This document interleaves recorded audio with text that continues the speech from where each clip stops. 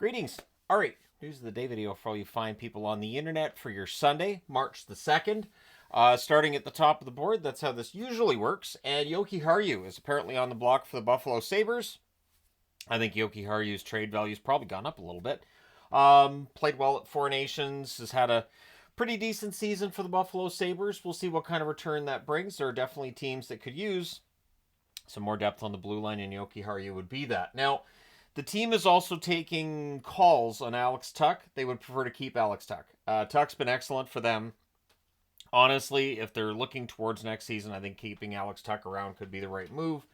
We shall see. Matthew Tkachuk. So the whole he's out for this weekend thing, it's changed. Now he's been placed on long-term injury reserve, and he's seen as likely missing the rest of the regular season. So that does give them more cap space. Put on your conspiracy hats if you'd like. But yeah, Tkachuk's out. Could miss the rest of the regular season and then return around playoff time. They have recalled Chris Driedger. Obviously, you need a backup for Bobrovsky, with Knight being traded to Chicago. So Driedger gets recalled. We'll see how this changes their plans at trade deadline, but Florida's definitely going to be a team to watch between now and Friday. Sidney Crosby in the game against Toronto, which was absolutely bonkers this morning, and I'll be doing a review of all 6 games at the same time tonight. But and in order, not all 6 games at the same time. But then we've got the Boston-Minnesota game after that. So you go from this bonkers, ridiculous game between Toronto and Pittsburgh to there wasn't a whistle till like 7.5 minutes into the Boston-Minnesota game. They got a bus to catch or a plane to catch. Anyways, in the crazy game between Toronto and Pittsburgh, Sidney Crosby is now 10th on the all-time assists list. He passes Gordie Howe. He now has 1,050 career assists.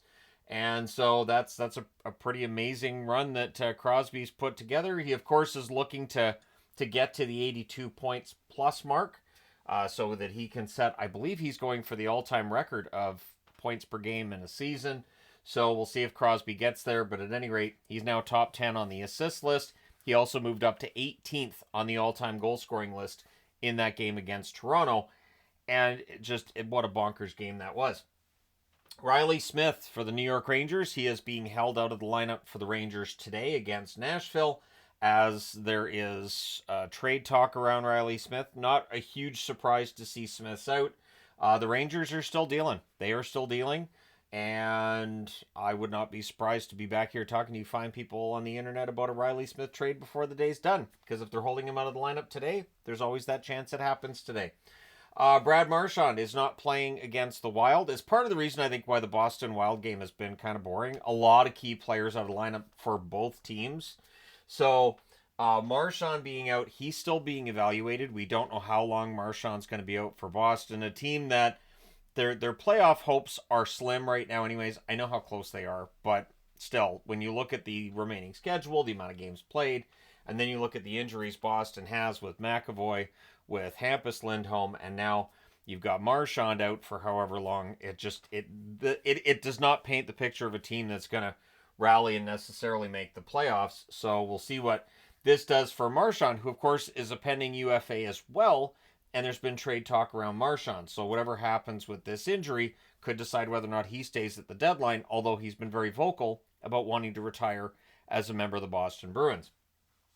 Bill Guerin, talking about trades with the Minnesota Wild, saying from here on in, it's going to be penny in, penny out, meaning they are very tight up against the cap, which has been the storyline for Minnesota.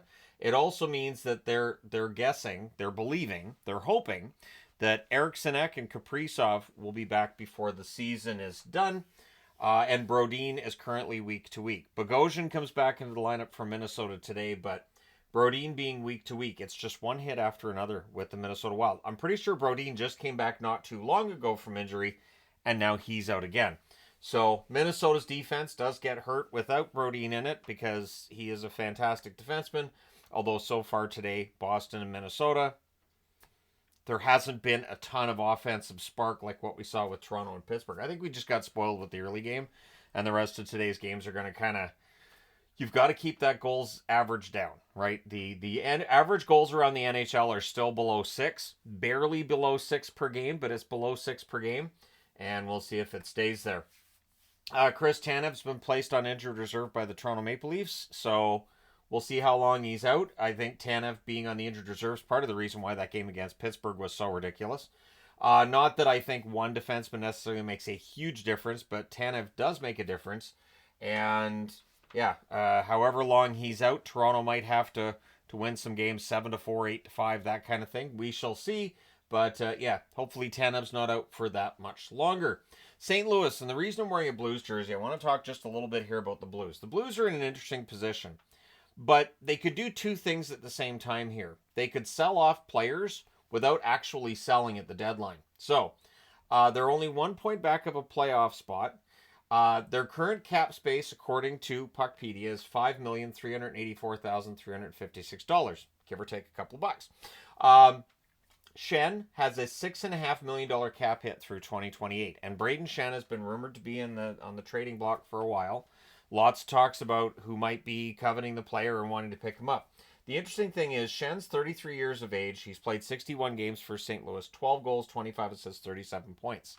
He's a key guy for St. Louis, yes, but what they might be able to get for Shen might be enough to make it a palatable trade, and then maybe you take some of those savings there and you bring another player in. So maybe they trade Shen out, they bring someone else in, maybe as a rental to give themselves more cap space come July 1st, right? You get Shen's contract off the books, which he is 33, so the odds of his offense getting back to levels it was, say, 5 years ago, probably not great. So, yeah, I'll be interested to watch the Blues. I think that they'll make the right move. I think they'll make smart moves. But I do think they're going to make some moves here. And the key is, when you're only 1 point out of the playoffs, you're not selling without an eye on, hey, playoffs. You want to keep an eye on playoffs because you're that close, but also being able to move assets, which will give you greater flexibility going forward, probably makes the most sense. But if you're a Blues fan, let me know in the comment section below how you feel about my opinion on the Blues. And Utah, it might be a similar situation for Utah, as well as for Vancouver, maybe Calgary too, although Calgary's dealt with the UFA part of things for the most part, other than Anderson, who they said they're not trading. So for the Canucks, Hughes not at practice today, no Demko either. This is my I'm ready to make this the default logo for the Canucks pretty soon here, just the panic index face, because it just, when I'm hearing things like, well, Hughes tweaked something, guys, come on. It just feels like at this point that the captain, I've started to see some complaints about the training staff. Is this a training staff thing? Which, hey, Canuck fans, remember, this isn't the first time we've gone down that path of let's blame the training staff for injuries with the Canucks, but it just feels like it's a lot right now, and I think the team would be best not trying to buy at the deadline, and I'm terrified that they're going to.